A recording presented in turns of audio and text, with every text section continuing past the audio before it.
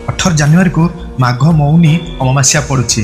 ए कौनसी साधारण राति नुहे, ए वर्षर प्रथम अमावास्या। भूल रे भी हाथ छड़ा करंतु नाही, नहले दारिद्रता माड़ी बसी पारे। जेते रोजगार कले भी चारिणीटे भी अंटिब नाही। वीडियो को शेष पर्यंत देखंतु।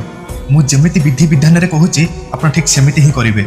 आपनको कुआडे जिबाकू भी पड़िबो नाही, सबकिछि घरे उपकरण रे करि परिबे। कमेंट रे ओम नमः शिवाय निश्चिंत लिखंतु, समस्त को शेयर करिवे। आपनको निज लोक माने भी ए महा उपाय को जरूर करि परिबे। आज्ञा 18 जानुआरी को मौनी अमावास्या पड़ुछि। शास्त्र कुहे मौनी अमावास्या रे गुप्त दान पितृपुरुषों को जाई थाए। आपनको खाली साधारण उपाय रे करिबाकू हेबो।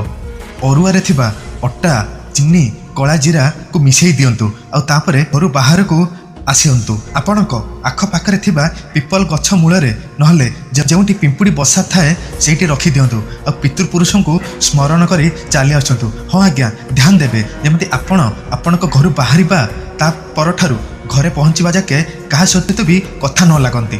काहेकि ना ए मौनी अमावास्या। आपण एही विधि रे जदि ए उपाय को करंती आपणक घरे पितृपुरुषों आशीर्वाद रहिबो, ताहा सह धन संपत्ति बढ़िबारे लागिबो। जी भी महादेव भक्त होइथिबो से कमेंट रे ओम नमः शिवाय लिखि शेयर करि नेबे।